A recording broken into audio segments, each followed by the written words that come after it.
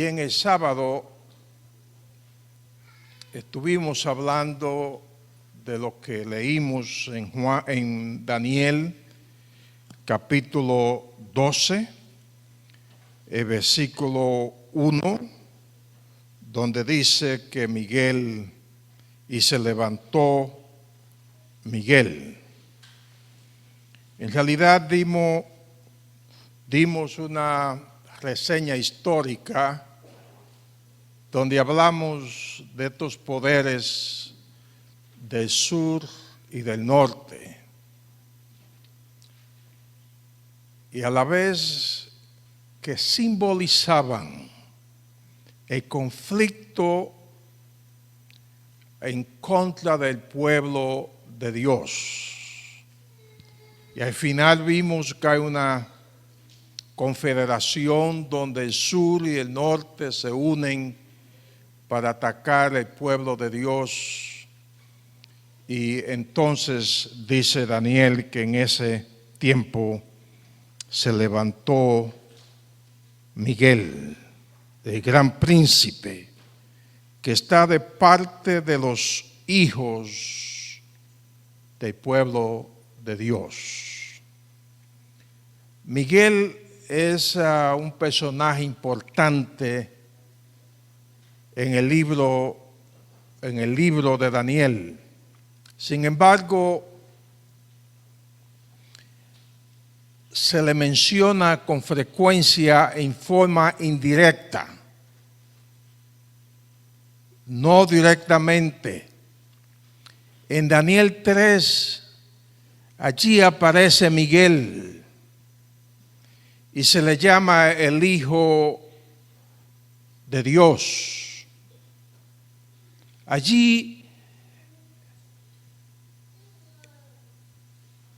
el reino de Nabucodonosor o de Babilonia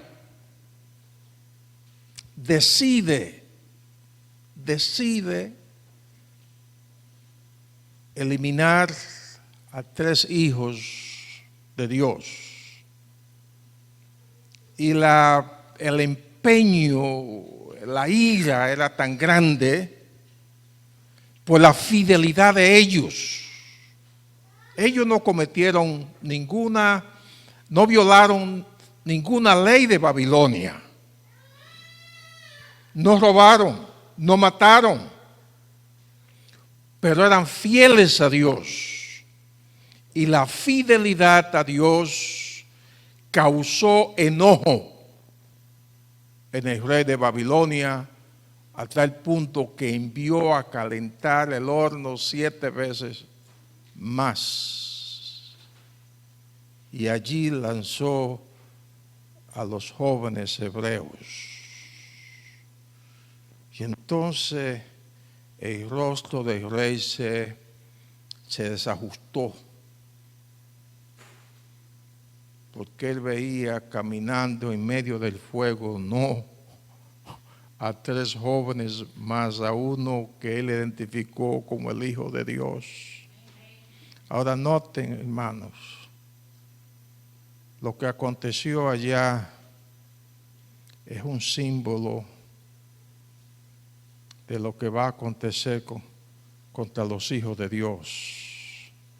Si Nabucodonosor hubiese tenido éxito, no hubiese sido 3 jóvenes hebreos, sino todo el pueblo judío hubiese sido atacado e eliminado por esta actitud, por esta decisión del rey. Y al final, el rey de Babilonia se va a enojar contra aquellos que son fieles a Dios. Y por eso viene el decreto de muerte. Luego vemos a Miguel otra vez.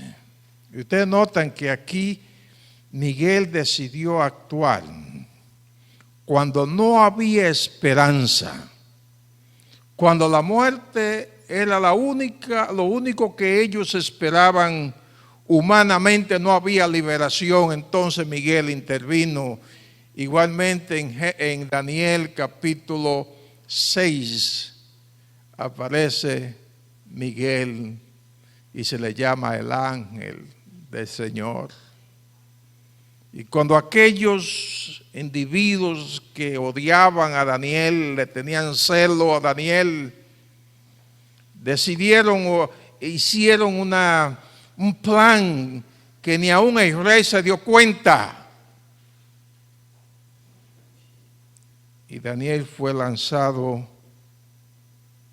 en el foso de los leones. Aún el rey quería salvar a Daniel, pero no pudo. Y allí, cuando Daniel está allí, ahí va Miguel y cierra las bocas de los leones. Cuando no había esperanza, en el momento de una muerte inevitable, Miguel interviene para salvar a su hijo y también a su pueblo. En el capítulo 7 de Daniel, Miguel aparece en forma del Hijo del Hombre. El Hijo del Hombre desciende y viene al anciano de días. Y vamos a hablar un poquito más de eso. En el capítulo 8, Miguel es el príncipe del ejército. El ejército es el pueblo de Dios. Y también él es el ministro del Hat-Tamid, el ministerio continuo de sacerdocio de Cristo en el santuario celestial. Y él es el príncipe, el que defiende al pueblo de Dios. En el capítulo 9, Miguel es el Mesías, príncipe, que murió por causa del pueblo de Dios, pagando la penalidad del pecado. En el capítulo 10, Miguel es el varón vestido de lino. Y como le dije el sábado pasado, identifica al sacerdote divino en su ministerio de intersección. En el capítulo 11, Miguel es el príncipe del pacto, que también muere, dice allí. Y en el capítulo 12, en medio de la crisis más grande de la humanidad, en medio de la muerte, Miguel se levanta. Miguel se levanta. Y la pregunta es, ¿de dónde se levantó Miguel? ¿De dónde se levanta Miguel?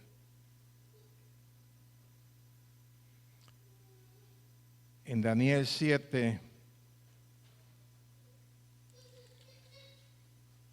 en los versículos, comenzando en el versículo 9, y vamos a leer hasta el 10, dice Daniel 7, ¿está bien? Está bien.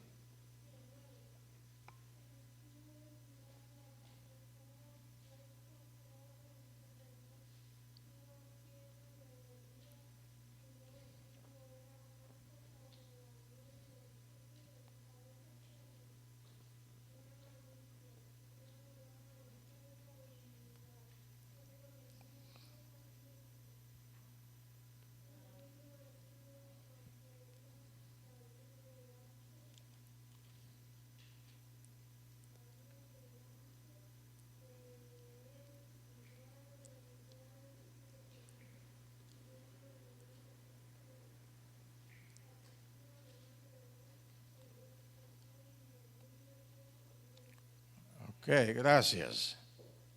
Estuve mirando, dice Daniel. Y cuando él vio que fueron puestos tronos,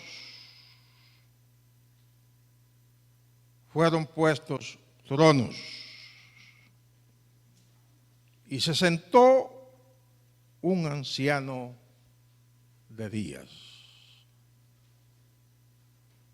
Su vestido era blanco como la nieve, el pelo de su cabeza como lana limpia, su trono llama de fuego y fuego ardiente las ruedas del mismo. Un río de fuego procedía y salía de delante de él. Miles de miles le servían y millones de millones estaban delante de él. El juez se sentó y los libros fueron abiertos. ¿De qué habla este pasaje bíblico? ¿Qué viene a la imagen? Hay un juicio. Hay un juicio. Porque hay un juez. Hay un juicio aquí. La pregunta es, ¿cuándo ocurre este juicio? ¿Antes o después de la segunda venida de Cristo? Antes, ¿cierto? ¿Y por qué sabemos que es antes? Noten el versículo 26, pero se sentará el juez y le quitarán su dominio, todo el cuerno pequeño, para que sea destruido y arruinado hasta el fin, y que el reino, el dominio y la majestad de los reinos debajo de todo el cielo sean dados al pueblo de los santos del Altísimo, cuyo reino es reino eterno, y todos los dominios los servirán y obedecerán. O sea, el juez se sienta antes de la segunda venida de Cristo. ¿Está bien? Y el sábado pasado vimos que hay el fin, el tiempo del fin. ¿Cuándo concluyó el tiempo del fin? En el año 1798. ¿Por qué sabemos esto? Porque Daniel lo dice. Daniel dice hasta 1260 días, años, que comenzaron en 538 y concluyeron en el 1798. Ahí concluye el tiempo del fin. Ahora vivimos en el fin del tiempo. Estamos llegando al final. Y el juez se sienta después de 1798. Y sabemos también que este juicio es en el cielo. Allí está el juez, es en el cielo. ¿Qué más sabemos? ¿Qué más nos dice el texto? ¿Qué más nos dice el texto aquí? Los libros fueron abiertos. ¿Qué significa esto? Que es un juicio investigador. El juez analiza el contenido de los libros y en base al contenido de los libros, él va a dar un veredicto. Ahora noten el capítulo, los versículos 13 y 14. Y miraba yo en la visión de la noche, y vi que con las nubes del cielo venía uno como un hijo de hombre. Y vino hasta el anciano de días, y lo hicieron acercarse delante de él. ¿Quién llegó allí? Llegó Miguel, en la forma del hijo de un hombre. ¿Y él llega a dónde? Llega al anciano de días, llega a la corte. ¿Por qué llega como hijo de hombre? Él va a representar a los santos del Altísimo. Por eso es Miguel. Representa a los santos del Altísimo.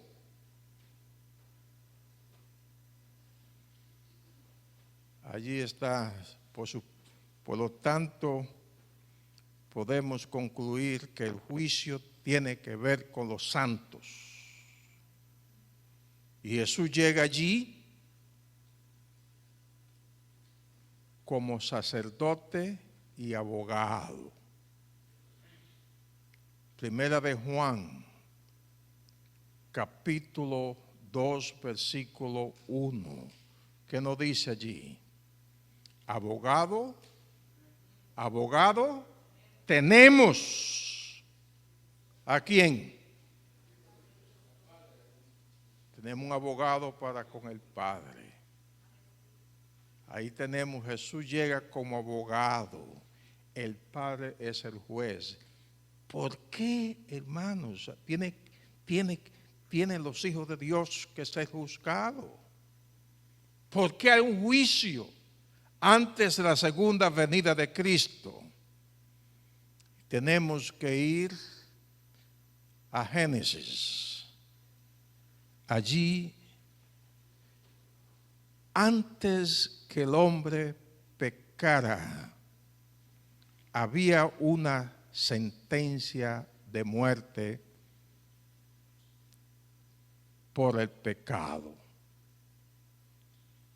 Antes que el hombre pecara, había una sentencia de muerte, no porque el hombre o porque Dios sabía que el hombre iba a pecar, sino porque ya existía el pecado. Y Dios le dijo a Adán y a Eva en cuanto al problema del pecado.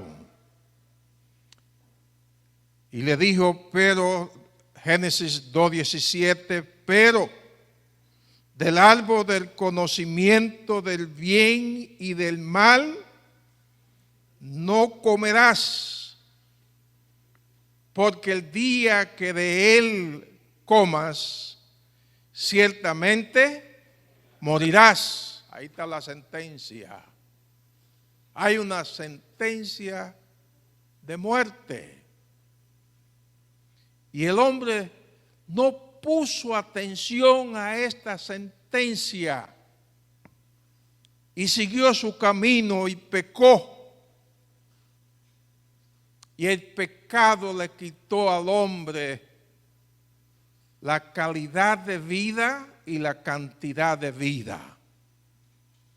El pecado le quitó al hombre la calidad de vida y la cantidad de vida.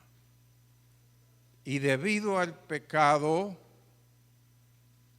la humanidad completa cayó en la desgracia de la muerte. Y cuando hablamos de muerte, hablamos de una situación total. Hay quienes creen que cuando la persona muere, realmente no muere, sigue viviendo.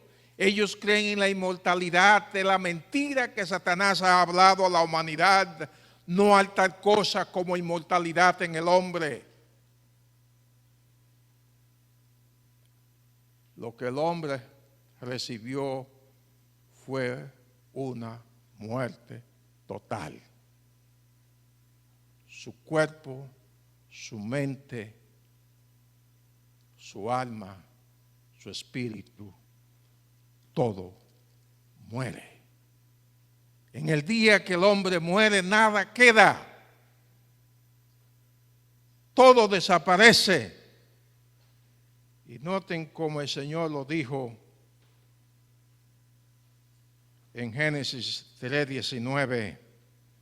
Con el sudor de tu rostro comerás el pan, hasta que vuelvas a la tierra, porque de ella fuiste tomado, pues polvo eres, y al polvo volverás. Deja de ser. Y esa es la situación del hombre. La situación sin esperanza. Lo que está muerto no tiene esperanza. No hay vida. No hay salvación. Está completamente muerto, hermanos. Pero Dios se levantó y le dio esperanza a la humanidad.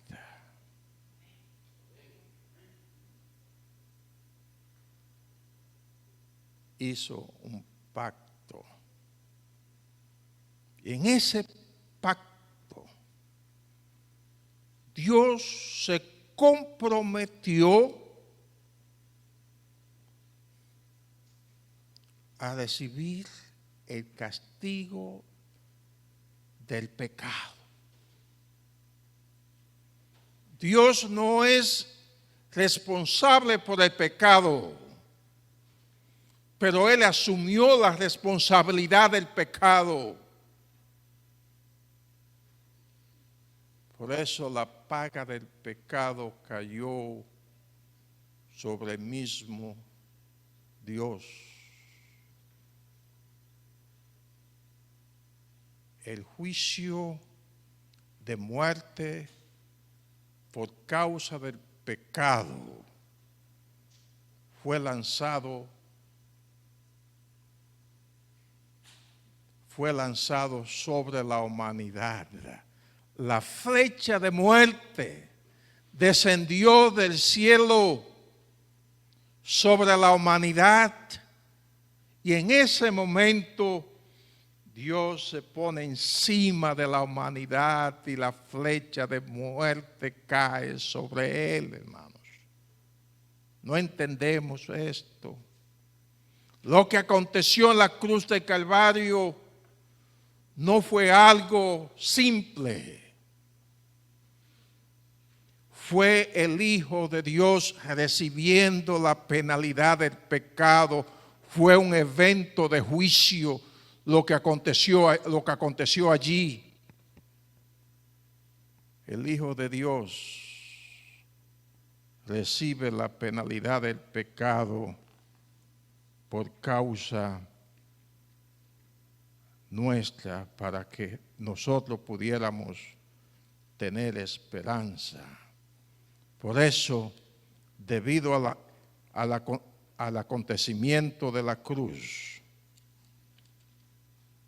debido a ese gran acontecimiento, Pablo en Romanos 8:1 dice, no hay condenación. ¿Para quiénes? Para los que están en Cristo Jesús no hay condenación, porque la condenación ya cayó sobre Cristo. No hay condenación para los que están en Cristo Jesús. Por eso Pablo dijo también en 2 de Corintios capítulo 5 versículo 21, al que no conoció pecado, por nosotros lo hizo pecado, para que nosotros seamos justicia de Dios en Él, hermanos. Qué grandeza, qué profundidad. Nosotros no entendemos esto, porque nosotros estamos habituados al pecado, nos gusta el pecado, comemos el pecado, vivimos el pecado. El pecado es algo natural para nosotros, pero no para Dios. Sin embargo, Dios permitió integrar el pecado en su vida. Déjeme clarificar esto. El pecado fue imputado en la vida del Hijo de Dios. Imputado. Y debido a eso, Él pagó por el pecado para que el hombre fuera liberado. Ahora el hombre tiene salvación. Y noten cómo lo presentó el mismo Jesús en el Evangelio de San Juan, capítulo 5. El capítulo 5, el versículo 24 dice: de cierto os digo, el que oye mi palabra y cree al que me envió, tiene vida eterna y no vendrá a condenación, sino que ha pasado de muerte a vida, hermanos. ¿Se notan? Estábamos muertos, sin esperanza. Ahora en Cristo tenemos esperanza. Ahora hemos pasado de muerte a vida en Cristo Jesús. Sin embargo, hay una sentencia de muerte. En Cristo Jesús tenemos perdón. En Cristo Jesús tenemos redención. Pero hay una sentencia de muerte. ¿Cuándo aconteció esa sentencia de muerte? Cuando el hombre peca. Y debido al pecado, el juez justo pronuncia que la paga del pecado es muerte. Y esa sentencia la recibe cada hijo de Dios o cada ser humano. Obviamente cada ser humano es un hijo de Dios, pero cada ser humano recibe esa sentencia debido a que cada uno es pecador. ¿Habrá alguien que pueda decir: yo no he pecado? ¿Yo estoy libre del pecado? ¿Habrá alguien que pueda decir: yo soy puro y nunca he pecado? La Biblia dice que todos, no hay siquiera uno, no uno es justo. Por lo tanto, cada persona merece el juicio, pero ahora Jesús, al morir en la cruz, ha abierto la puerta de la salvación. Sin embargo, hermanos, por fe en Cristo tenemos redención. Sin embargo, noten lo que Pablo dice aquí. Y hay personas que quizá no le prestan mucha atención. A 2 de Corintios, capítulo 5, versículo 10. Pablo dice: porque es necesario que todos nosotros comparezcamos ante el tribunal de Cristo, para que cada uno reciba según la obra, según lo que haya hecho, mientras estaba en el cuerpo, sea bueno o sea malo. ¿Quiénes van a llegar al tribunal de Cristo? Todos, hermanos, todos.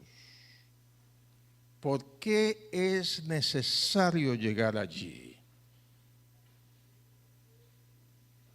Debido a que es en el juicio, así como la sentencia de muerte fue el veredicto de un juez justo.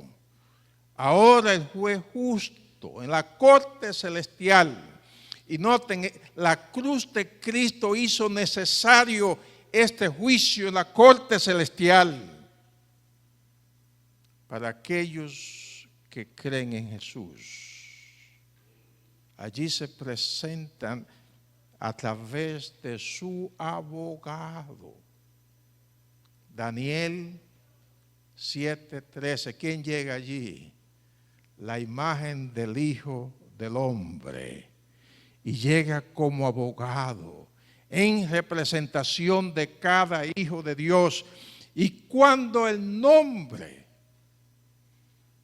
del creyente aparece en los libros que el juez abre, y allí aparece el nombre de Ramón.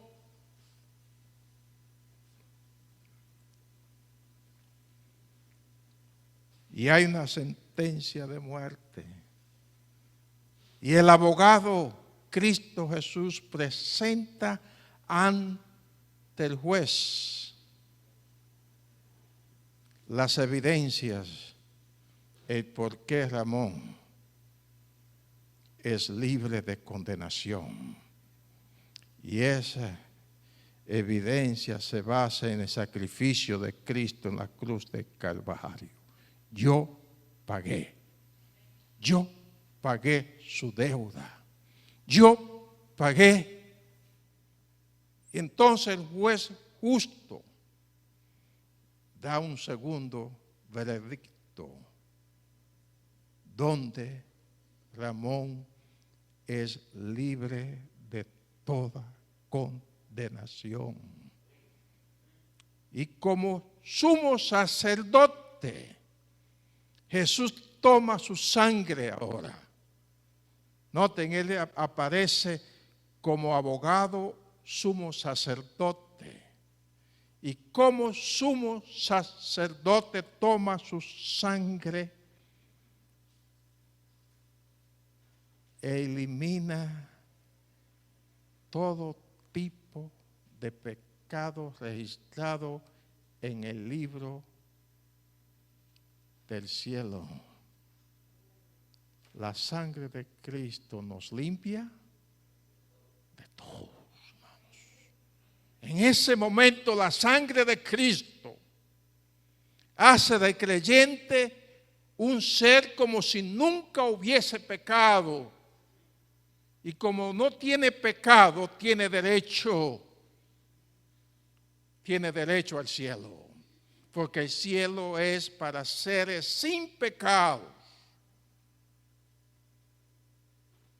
Tiene derecho al cielo. Entonces, el veredicto del juez justo vindica a Ramón, a Juan, a Pedro, a Santiago, a cada ser humano que ha creído en Jesús. No es un juicio para los impíos, porque ya el juicio, el veredicto a los impíos fue dado, a los que no creen, a los que siguen en dos aguas. Noten lo que dice Juan capítulo 13, versículo 18. El que en él cree no es condenado, porque Jesús es su abogado. Pero añade, pero el que no cree ya ha sido condenado. El hecho de no creer, ya el juicio ha pasado y ha sido condenado o condenada. Por lo tanto, este juicio en Daniel 7 es para los creyentes, para aquellos que han creído. Entonces Jesús, cuando concluya este juicio, cuando cada uno de sus hijos sea vindicado, cuando cada uno de sus hijos sea sellado. Noten lo que dice Apocalipsis 21 o 22, perdón. Cuando todo haya concluido, cuando el juicio haya concluido, 22:11, el que es injusto, sea injusto todavía. El que es impuro, sea impuro todavía. El que es justo, practique la justicia todavía. Y el que es santo, santifíquese todavía. Ahí habrá concluido. El tiempo de gracia habrá concluido. Y esta declaración que hace el profeta aquí, el que es justo practique la justicia todavía, el que es santo santifíquese más todavía. Esa forma de vivir de los creyentes en el tiempo del fin es lo que hace que el rey del norte, la supremacía papal, se llena de ira y decide y da el decreto de muerte, porque estos fieles, este remanente fiel, vive en armonía los mandamientos de Dios, sigue al Cordero, y este remanente fiel, a pesar de la ira del rey del norte, sigue viviendo en su fidelidad, hermanos. Esto no es para aquellos que andan hoy sí, mañana no. Esto no es para aquellos que pretenden ser cristianos, pero son hipócritas. Esto no es para el cristiano nominal. Esto aquí es para los fieles. Y debido a su fidelidad, hay un decreto de muerte para ellos. Pero gloria a Dios, Miguel ahora se levanta del juicio. Habrá concluido su función como abogado. Habrá concluido su función como sumo sacerdote. Y ahora se levanta Miguel. Cuando concluya el juicio, se levanta Miguel para salvar a su pueblo. Y es algo maravilloso, que sí es cierto, es un tiempo de angustia, pero es un tiempo de liberación. Es un tiempo difícil, pero será el tiempo de más gloria para los hijos de Dios, para aquellos que están inscritos en el libro. Y noten lo que añade. Muchos de los que duermen en el polvo. ¿Qué va a pasar con ellos? Se van a levantar. ¿Qué dice Génesis 3:19? Polvo eres y a polvo volverá. El hombre perdió toda esperanza. La muerte eliminó todo, porque es una muerte total. No crean a la falsa teología de la inmortalidad del alma. Es una enseñanza satánica. Pero Miguel le da esperanza. Donde no hay esperanza, donde no hay salvación, Miguel se levanta y aquellos que duermen en el polvo, que han llegado a la nada, el polvo es nada, ellos se van a levantar. Gloria a Dios, hermanos. Se levantará Miguel. ¿Cuándo? Cuando concluya el juicio en el cielo. Entonces se va a levantar Miguel. El tiempo habrá concluido. ¿Cuál es el consejo bíblico? ¿Cuál es el consejo del libro de Daniel? Dice el versículo 3. Los entendidos resplandecerán. En hebreo dice los sabios, hermanos, los entendidos, los que entienden que habrá un final, los que entienden que la muerte es total, los que entienden que Miguel se va a levantar. Entonces tiene que haber una preparación. Tiene que haber una preparación en ese momento. Ya sea que viva o ya sea que duerma. Tiene que haber una preparación, hermanos. No podemos llegar a nuestro destino viviendo una vida cristiana nominal.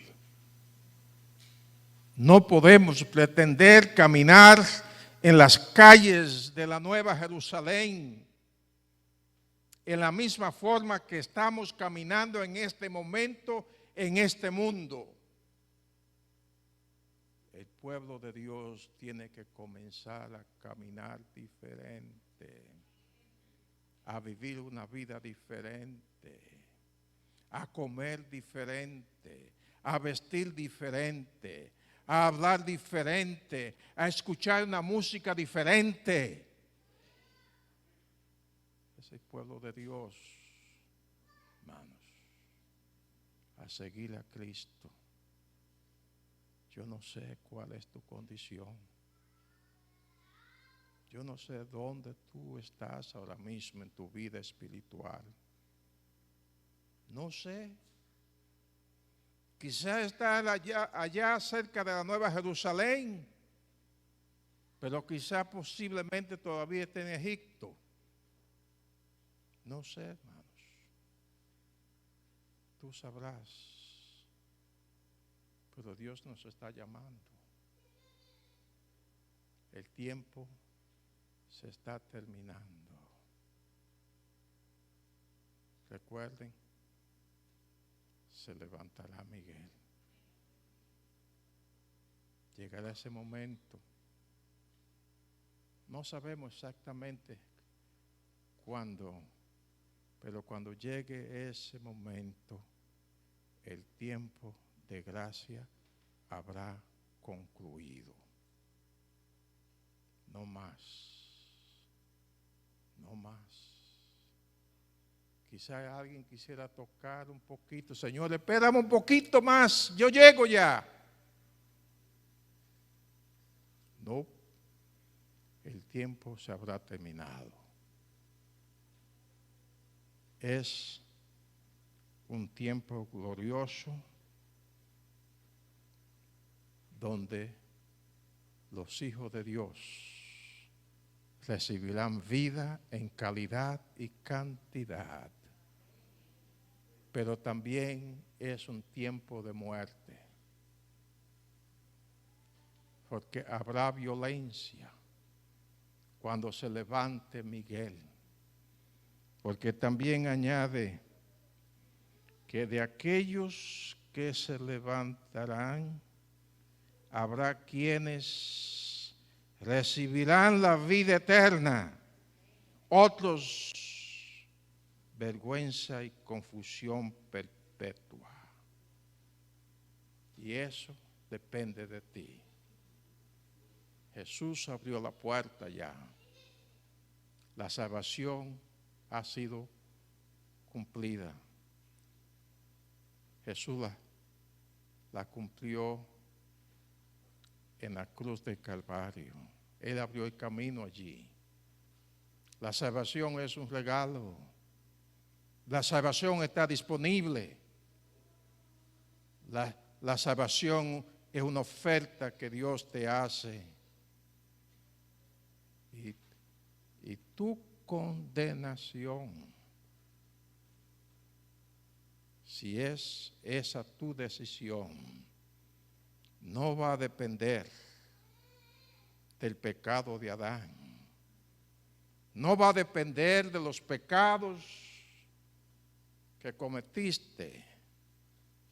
Va a depender la respuesta que dé al sacrificio del Calvario. Esa de ahí depende tu salvación.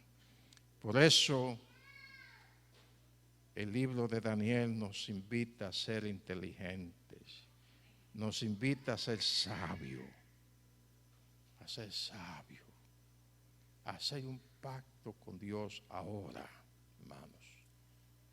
Ahora, ¿qué está esperando? ¿Qué está esperando? ¿Qué está esperando?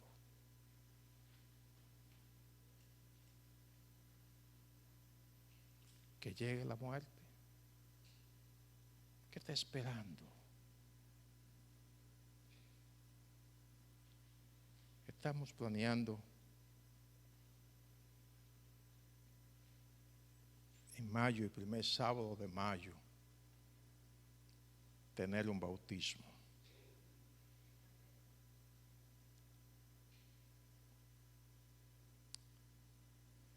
El jueves tuve una linda conversación con una jovencita que decidió bautizarse. Qué lindo. Y aquellos, si hay alguien aquí que todavía no ha dado ese paso, tome esa oportunidad, no espere más. Tome esa oportunidad, rompa con esa cadena que Satanás ha puesto. Quizá una cadena financiera, quizá una cadena de una relación, quizá una cadena de una tradición que te impide dar ese paso de hacer ese pacto con Jesús. Y queremos aquellos que no han dado ese paso y quieren prepararse para ese momento. Aproveche esa oportunidad, no la deje pasar. No la deje pasar, hermanos. Aproveche esa oportunidad y dígale sí al Señor. Y si alguien piensa que ha estado caminando en una forma nominal mientras pretende ser cristiano y desea reconsagrar su vida a Dios, también hágalo. Porque se levantará Miguel el juicio está concluyendo. Y cuando concluya se va a levantar Miguel. Y entonces, en ese momento, solamente aquellos que han hecho pacto con el Señor, que están inscritos en el libro de la vida, serán liberados. Y yo espero y yo oro que debido a tu decisión, en ese momento, tú también seas de aquellos que serán liberados para vida eterna. Que Dios te bendiga. Y recuerda, si necesitas hacer ese pacto con el Señor a través de bautismo, mayo 1, sábado, vamos a tener ese lindo bautismo, invitándote a que aproveche y te consagre, no a la iglesia, sino a Cristo Jesús, quien es Miguel, se va a levantar y nos llevará con Él hacia la nueva Jerusalén. Vida en calidad y cantidad. Amén, amén y amén.